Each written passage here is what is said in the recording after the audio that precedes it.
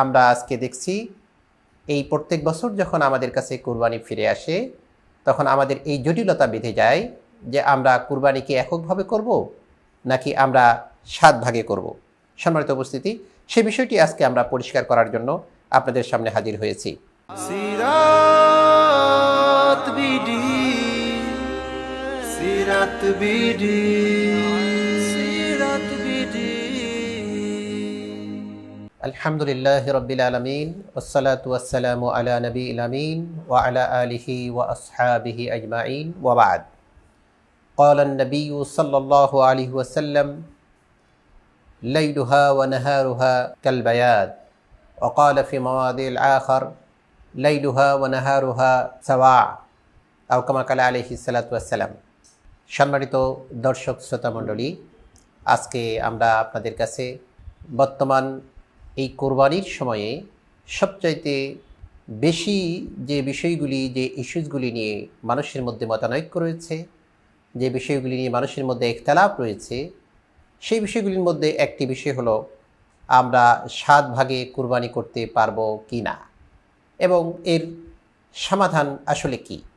কোরআন হাদিস ভিত্তিক এই বিষয়গুলি আমরা আলোচনা করার জন্য আপনাদের সামনে উপস্থিত হয়েছি।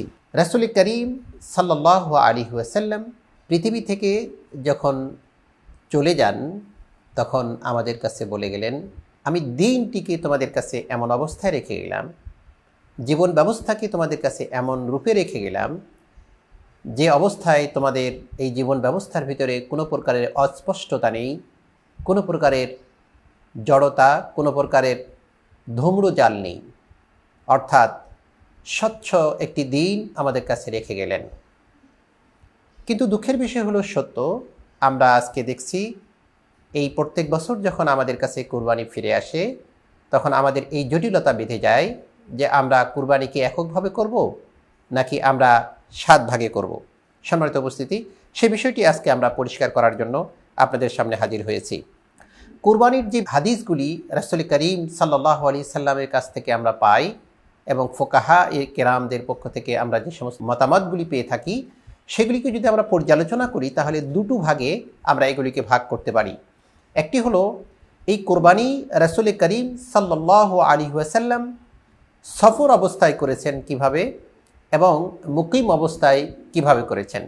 এই বিষয়টি যদি আমরা সঠিকভাবে দৃষ্টিপাত দেই, বুঝতে পারি, আলোচনা করি, তাহলে আমাদের কাছে পরিষ্কার হয়ে যায়।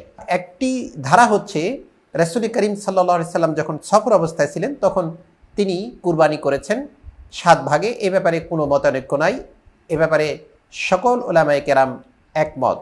এ ব্যাপারে আমরা যদি লক্ষ্য করি তাহলে দেখব যে মুসলিম শরীফের একটি হাদিস, আন জাবির ইবনে আব্দুল্লাহ قال نهرنا مع رسول الله صلى الله عليه وسلم بالهديبية البدن عن 7 والبقرة عن 7 ওরাহু মুসলিম। হযরত জাবির ইবনে আব্দুল্লাহ বর্ণনা করছেন যে আমরা রাসূল করিম সাল্লাল্লাহু আলাইহি ওয়াসাল্লামের সাথে হুদাইবিয়াতে কুরবানি করেছি উটকে 7 ভাগে, 7 অংশে, অল বাকারা আন 7 এবং গরুকে 7 অংশে বা 7 ভাগে। সম্মানিত উপস্থিতি, সফরের অবস্থায় আরও অনেকগুলি হাদিস রয়েছে। আমরা যদি হযরত জাবের রাদিয়াল্লাহু তাআলা আনহুর আরেকটি হাদিস লক্ষ্য করি তাহলে সেখানে উনি বলছেন, আন জাবের রাদিয়াল্লাহু তাআলা আনহু قال حججنا مع رسول الله صلى الله عليه وسلم فنحرنا البعير عن 7 والبقرة عن 7। হযরত জাবের রাদিয়াল্লাহু থেকে বর্ণিত, তিনি বলেন, আমরা রাসূল করিম সাল্লাল্লাহু আলাইহি ওয়াসাল্লামের সঙ্গে হজ করলাম। সেই সময়ে আমরা হজের মধ্যে কুরবানি করছিলাম আল বাঈরু আন 7, উটকে কুরবানি করেছি 7 ভাগে, আর আমরা গরুকে কুরবানি করেছি 7 ভাগে। হযরত ইবনে আব্বাস রাদিয়াল্লাহু তাআলা আনহু থেকে আরেকটি হাদিস বর্ণিত আছে, উনি বলছেন যে قال كنا مع النبي صلى الله عليه وسلم في السفر فحضر الأضحى فاشتركنا في البقر 7 وفي البعير 10 رواه الترمذي। সম্মানিত উপস্থিতি, এই হাদিসে ইবনে আব্বাস রাদিয়াল্লাহু আনহু থেকে বর্ণিত, তিনি বলছেন যে আমরা রাসূল করিম সাল্লাল্লাহু আলাইহি ওয়াসাল্লামের সঙ্গে সফরে ছিলাম। এই সফরে থাকা অবস্থায় আমাদের কাছে উপস্থিত হলো কুরবানি, আদহা, ঈদুল আদহা উপস্থিত হলো। আমরা ফাশতারাকনা ফিল বাকারাতি 7, আমরা একটি গরুতে 7 ভাগে কুরবানি করলাম, অংশগ্রহণ করলাম। আর অফিল বাঈরি আশারা অফি রিওয়ায়াতি অফিল বাঈরি সাবআ। একটি বর্ণনায় রয়েছে যে 10 জন ভাগে, আরেকটি বর্ণনায় রয়েছে 7 জন ভাগে আমরা উটের মধ্যে কুরবানি করলাম। সম্মানিত উপস্থিতি, এ হলো আমাদের সফর অবস্থায় সুস্পষ্ট করে রাসূল করিম সাল্লাল্লাহু আলাইহি ওয়াসাল্লাম আমাদেরকে বলে দিলেন যে সফর অবস্থায় অথবা হজ অবস্থায় অথবা আমরা হুদায়বিয়াতে যখন ছিলাম, তার মানে স্পষ্ট হয়ে গেছে এই হাদিসগুলি দিয়ে, যেখানে 7 ভাগে কুরবানির কথা বলা হয়েছে, কিন্তু সেখানে রাসূল করিম সাল্লাল্লাহু আলাইহি সাল্লাম সফর অথবা হজের কথা উল্লেখ করেছেন। সম্মানিত দর্শক শ্রোতা মণ্ডলী, আমরা যদি অন্যদিকে একটু লক্ষ্য করি তাহলে দেখব যে রাসূল করিম সাল্লাল্লাহু আলাইহি ওয়াসাল্লাম এর পক্ষ থেকে অনেকগুলি সহিহ হাদিস আমরা পাই, যে হাদিসগুলি একইভাবে ইতিপূর্বে যে রাবি বর্ণনা করেছেন এই হাদিসগুলিও একই রাবি বর্ণনা করেছেন। হযরতে জাবের ইবনে আব্দুল্লাহ থেকে বর্ণিত আন্না রাসূলুল্লাহ সাল্লাল্লাহু আলাইহি ওয়াসাল্লাম যাবাহাল বাকারা আন সাবআ ওয়াল জাযুরা আন সাবআ। এই হাদিসটি মুসনাদে আহমদ থেকে শুরু করে আবু দাউদ এবং দারিকুতনি বিভিন্ন হাদিস গ্রন্থে এসেছে এবং মুহাদ্দিসিনে কেরামে হাদিসটিকে সহিহ হাদিস বলে উল্লেখ করেছেন। সম্মানিত দর্শক শ্রোতা মণ্ডলী, এই হাদিসের ভিতরে হযরত জাবের রাদিয়াল্লাহু আনহু থেকে বর্ণিত থাকলেও এই হাদিসটিতে কিন্তু কোনো সফরের কথা উল্লেখ নেই এবং কোনো হজের কথা উল্লেখ নেই, কোনো জার্নির কথা উল্লেখ নেই, অথচ তিনি শুধুমাত্র ফ্রেশ বর্ণনা করলেন যে আমরা স্বাভাবিক অবস্থায় গরুর মধ্যে 7 ভাগে কুরবানি দিয়েছি এবং উটের মধ্যে 7 ভাগে কুরবানি দিয়েছি। এবং আমরা যদি লক্ষ্য করি মুহাদ্দিসিনে কেরাম এই হাদিসের সনদটাকে ইসনাদুহু কবিয়ুন বলেছেন, অর্থাৎ সনদটি হাদিসটি শক্তিশালী সনদ। সম্মানিত উপস্থিতি, আমরা যদি আরও লক্ষ্য করি তাহলে দেখব হযরতে আলী রাদিয়াল্লাহু তাআলা আনহু থেকে বর্ণিত আন্না রাসূলুল্লাহ সাল্লাল্লাহু আলাইহি ওয়াসাল্লাম قال আশরাকা বাইনাল মুসলিমিনা ফি হাদিইহিম আল বাকারা আন সাবআ। হযরত আলী রাদিয়াল্লাহু থেকে বর্ণিত, তিনি বলছেন যে নিশ্চয় রাসূল সাল্লাল্লাহু আলাইহি ওয়াসাল্লাম এবং মুসলমানদের 7 জনকে একটি পশুতে কোরবানি করার জন্য শরীক করেছেন। অর্থাৎ রাসূল করিম সাল্লাল্লাহু আলাইহি ওয়াসাল্লাম কোরবানি করার ব্যাপারে একটি পশুতে একটি গরুতে 7 জনকে শরীক করেছেন। আমরা যদি আব্দুল্লাহ ইবনে মাসউদ রাদিয়াল্লাহু তাআলা আনহুর হাদিস বর্ণনা করি তাহলে দেখব সেখানেও তিনি বলছেন ক্বাল রাসূলুল্লাহ সাল্লাল্লাহু আলাইহি ওয়াসাল্লাম আল বাকারু আন সাবআতিন ওয়া জাযুরু আন সাবআ ফিল আদাহি। এখানে আরেকটু স্পেসিফিকভাবে বর্ণনা করা হয়েছে, পরিষ্কার করে বর্ণনা করা হয়েছে গরুর মধ্যে 7 ভাগ এবং উটের মধ্যে 7 ভাগ কুরবানির ভিতরে, কুরবানির মধ্যে ফিল আদাহি। এখানে কিন্তু কোনো প্রকারের সফরের কথা অথবা মুকিমের কথা কোনোটি উল্লেখ নেই। সম্মানিত দর্শক শ্রোতা মণ্ডলী, আমরা এই একাধারে যে কয়েকটি হাদিস আপনাদের সামনে পেশ করেছি, এই হাদিসগুলি দিয়ে বোঝা যাচ্ছে যে এখানে রাসূল করিম সাল্লাল্লাহু আলাইহি ওয়াসাল্লামের আমল থেকে এবং তার নির্দেশনা থেকে যে কথাটি আমাদের কাছে পরিষ্কার হয়েছে সেটি হলো গরুতে 7 ভাগ এবং উটে 7 অথবা 10 ভাগের কথা বলা হয়েছে, সেখানে কোনো সফরের কথা উল্লেখ নেই। আমরা যদি এবার লক্ষ্য করি সাহাবীদের আমল থেকে কোনো দলিল আছে কিনা, সাহাবাই কেরাম কি করেছেন তার কোনো ডকুমেন্ট আছে কিনা, আমরা যদি সেই দিকে খেয়াল করি তাহলে দেখব যে হাদিসটি বর্ণিত হয়েছে আন মুগীরা ইবনে হুযাফা আল আবাসি قال كنا مع علي رضي الله تعالى عنه بالرحبة فجاء رجل من حمدان يسوق بقرة معها ولدها। হাদিসটি মুগীরা ইবনে আব্বাসি বর্ণনা করছেন এবং এই হাদিসে হযরত আলী রাদিয়াল্লাহু আনহুর সঙ্গে ইনারা ছিলেন। এমতো অবস্থায় জনৈক ব্যক্তি একটি গাভী এনে তার বাচ্চা সহ হযরতে আলী রাদিয়াল্লাহু তাআলা আনহুর কাছে জিজ্ঞেস করলেন, ইয়া আমির আল মুমিনিন, এই গাভীটি কোরবানি করার জন্য ক্রয় করেছি, এটি আমি কোরবানির জন্য নিয়ত করেছি, ক্রয় করেছি, এটিকে কি করব? তো তখন হযরত আলী রাদিয়াল্লাহু তাআলা আনহু তাকে বললেন, যখন কোরবানির সময় আসবে তখন তুমি এই গাভীকে এবং এই গাভীর যে বাচ্চা তাকে সহ তুমি 7 জনের পক্ষ থেকে কোরবানি করে দেবে।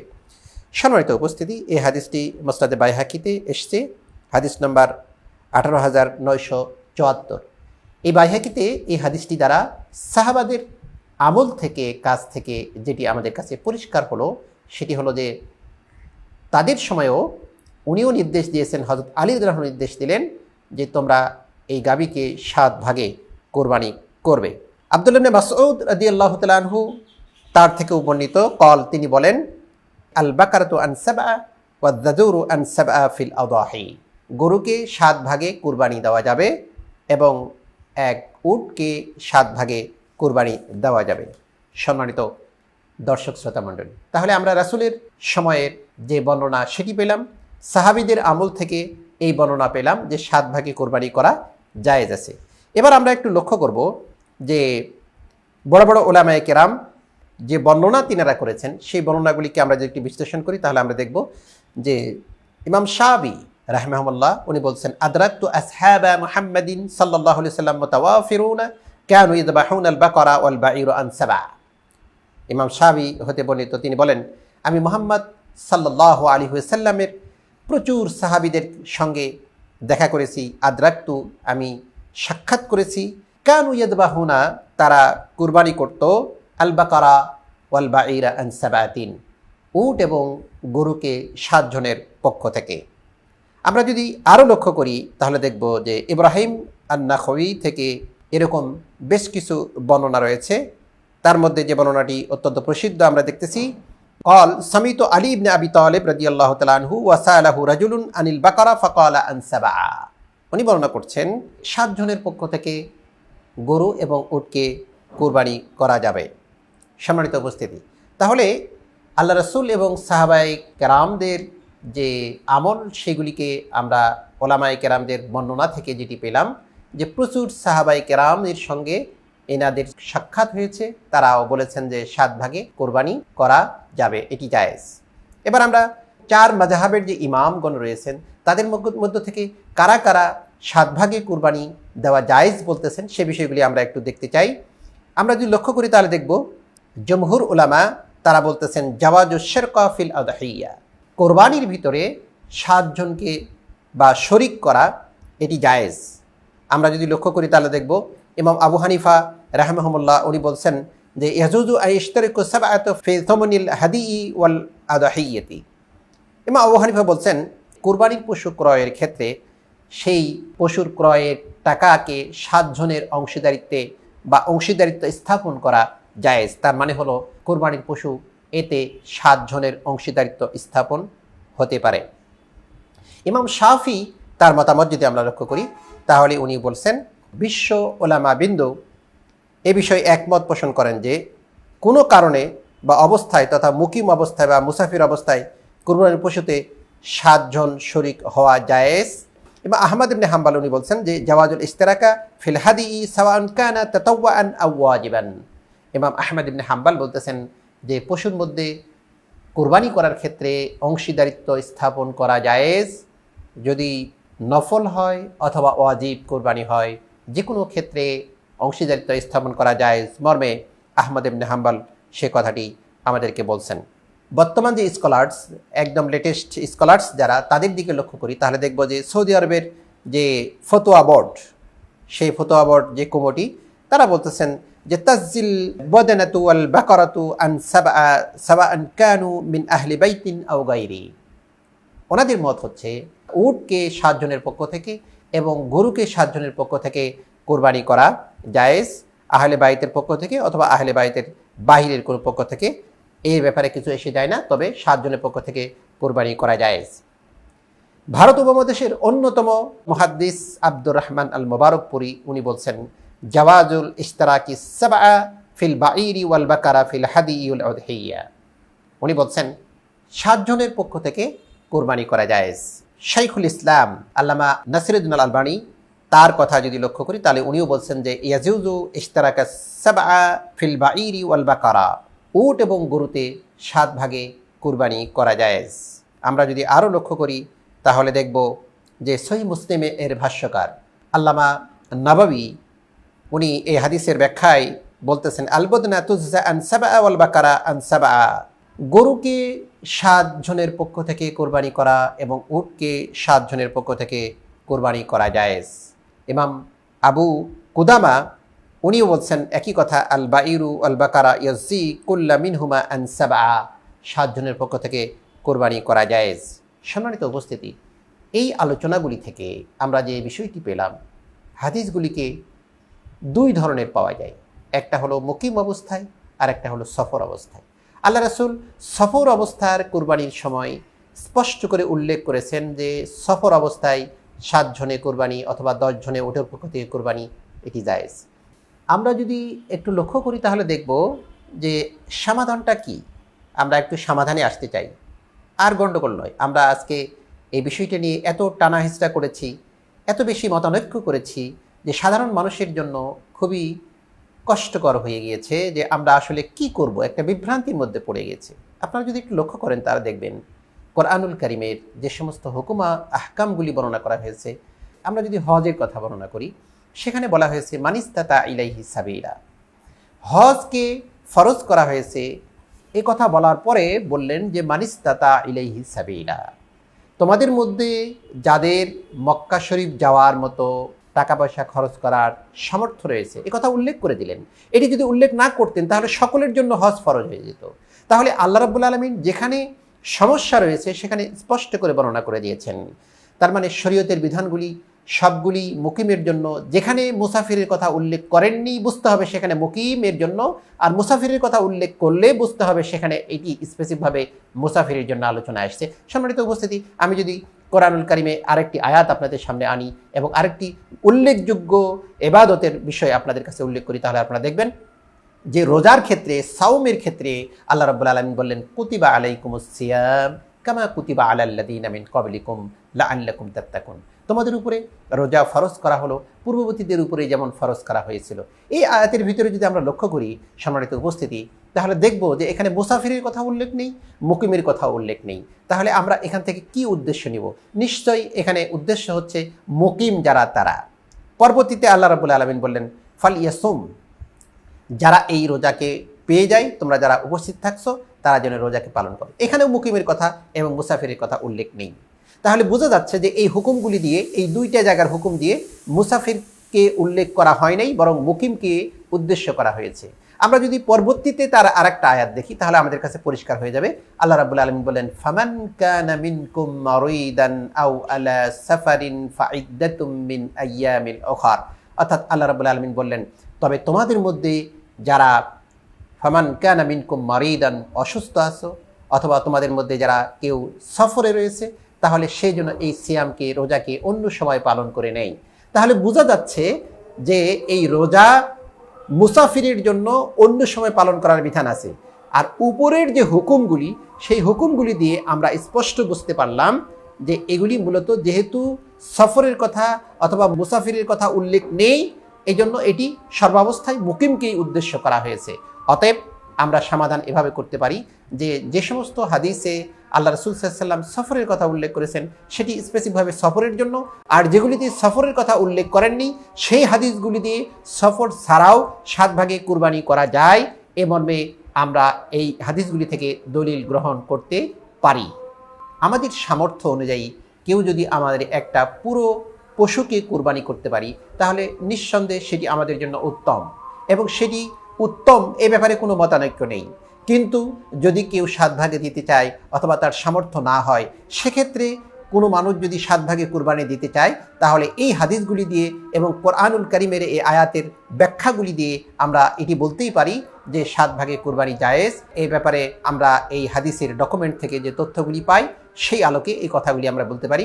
আল্লাহু আ'লামু বিস-সাওয়াব। আসসালামু আলাইকুম ওয়া রাহমাতুল্লাহি ওয়া বারাকাতুহু।